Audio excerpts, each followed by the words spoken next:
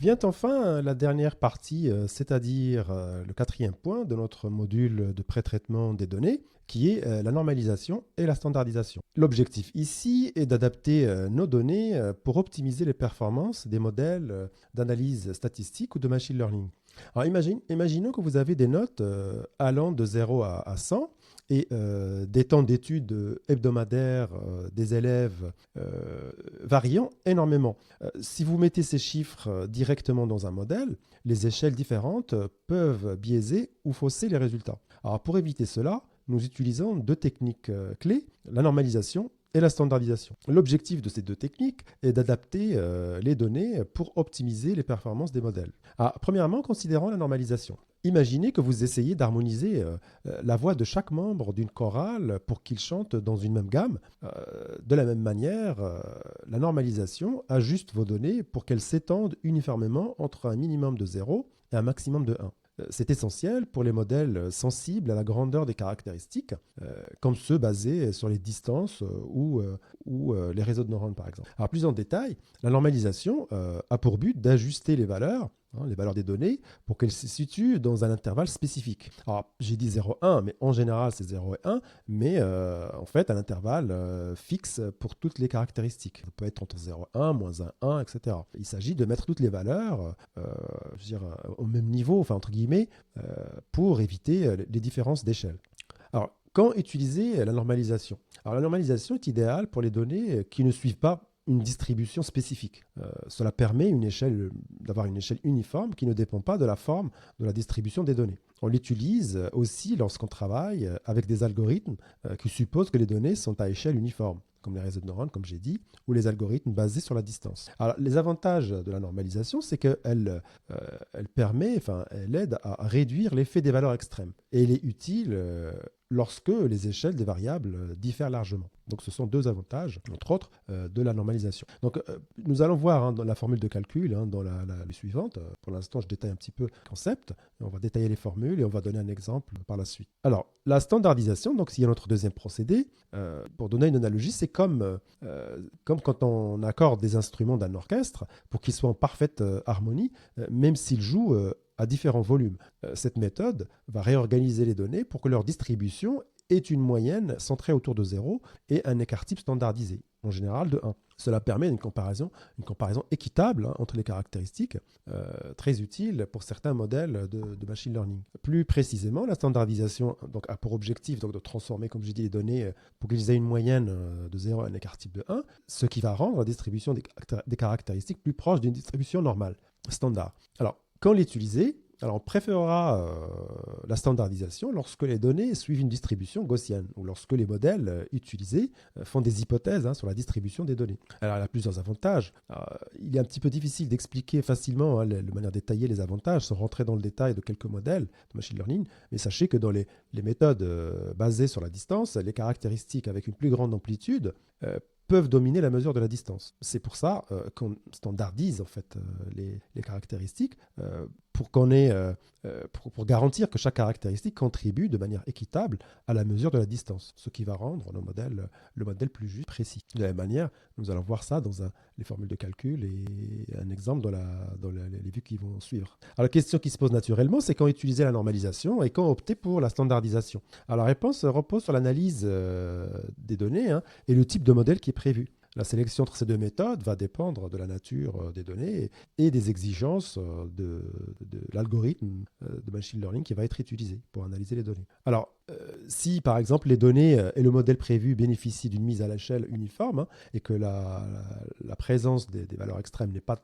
un problème majeur, la normalisation peut être le bon choix. Si votre travail implique des modèles qui supposent une distribution normale des données, ou si vous avez besoin de préserver les écarts entre les valeurs, alors la standardisation est souvent le meilleur choix. En résumé, la décision entre les deux, enfin entre la normalisation et la standardisation, dépend largement du type de données et des spécificités du modèle de machine learning que vous comptez utiliser. En fait, en général, il est utile de tester les deux approches et déterminer laquelle améliore en fait le plus la performance du modèle tout simplement. C'est ça la clé du choix entre les deux. En fait, il s'agit de dérouler l'algorithme sur un dataset spécifique à part en variant uniquement ce choix et regarder la performance en fait du modèle tout simplement. Alors, il faut souligner aussi l'influence donc, de ces techniques sur la performance du modèle, comme je viens de dire.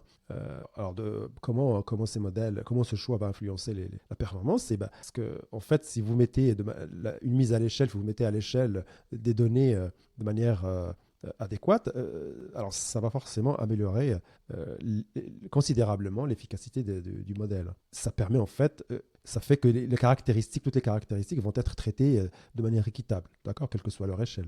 Ça permet donc au modèle aussi de saisir les nuances essentielles plutôt que le niveau d'échelle de chaque caractéristique. C'est ça plutôt les nuances et pour faire des prédictions précises et significatives. Donc on va regarder maintenant les formules de calcul. Ça nous permet aussi de récapituler un petit peu les choses qu'on vient de dire avant de traiter d'un exemple. Alors pour la normalisation, donc la formule présentée ici est celle, en fait, on parle de mise à l'échelle min-max. Donc pour une certaine caractéristique, une colonne de votre dataset, donc vous prenez chaque valeur et vous la remplacez par la valeur normalisée. D'accord ? Vous calculez le minimum de votre colonne, le maximum de votre colonne, et vous remplacez chaque valeur par la valeur moins minimum sur maximum moins minimum. Vous êtes assuré, en utilisant cette formule, que votre nouvelle échelle va s'étendre de 0 à 1. Voilà. Mais ce n'est pas forcément, comme j'ai dit, c'est obligatoire d'être entre 0 et 1. En fonction de votre problématique, vous pouvez aller de 1 ou 0 à 2, etc. Donc, voir, mais en général, il n'y a pas de spécificité ou quelque chose de particulier qui vous pousse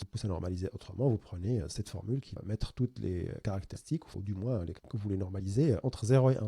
Voilà, encore une fois, c'est très utile quand les variables sont mesurées à différentes échelles. Comme tout à l'heure, c'est l'exemple des notes allant de 0 à 100 et puis des nombres d'heures hebdomadaires. C'est des échelles complètement différentes. Des fois, il est utile de les mettre tout le monde sur une même échelle pour plus d'efficacité dans vos modèles. Alors, il faut souligner aussi que les valeurs extrêmes, quand vous avez des valeurs extrêmes, elles peuvent affecter ici, vous voyez, parce qu'on regarde le min et le max, elles peuvent affecter significativement les valeurs minimales et maximales que vous utilisez ici. Et donc, ça peut influencer toute la transformation des données. D'accord ? Donc, si vous ne craignez pas ce genre de choses, vous pouvez y aller et normaliser vos valeurs. Alors, la standardisation, donc notre deuxième procédé, donc en fait, on appelle ça aussi le Z-score. On calcule un Z-score. Donc, pour chaque colonne, pour chaque colonne de votre dataset que vous voulez standardiser, vous calculez la moyenne, vous calculez l'écart type, on avait vu ça des précédentes, vous remplacez chaque valeur par la valeur moins la moyenne sur l'écart type. D'accord ? En fait, ça vous garantit ici que votre nouvelle colonne, votre nouvelle caractéristique transformée, elle sera centrée autour de 0. D'accord ?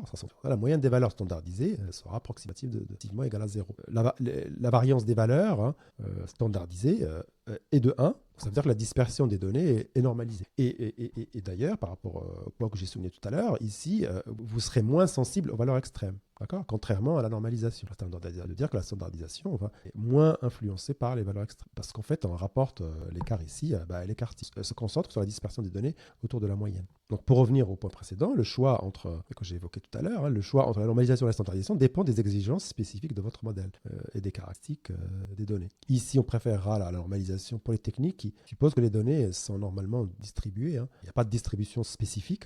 Et, alors j'ai dit des bêtises, c'est la standardisation qui est préférée pour les techniques qui supposent que les données soient normalement distribuées, avec une distribution normale. Tandis que la normalisation va être plus appropriée pour les algorithmes sensibles à la magnitude des données, comme les algorithmes basés sur les distances. Alors l'impact sur les algorithmes, c'est un point aussi qu'on a déjà abordé, à la lumière de ce qu'on vient de dire, des formules ici, en fait, ces transformations vont affecter la manière dont les modèles traitent les données, tout simplement. Par exemple, des modèles de régression linéaire ou régression logistique vont plutôt utiliser la standardisation, d'accord ? Alors que des algorithmes de clustering, par exemple, vont plutôt utiliser la normalisation, voilà, pour des questions de sensibilité à la distance ou des choses comme ça. Voilà. Donc, on va regarder tout ça en traitant un exemple pour clarifier tout ça. Donc, à tout de suite.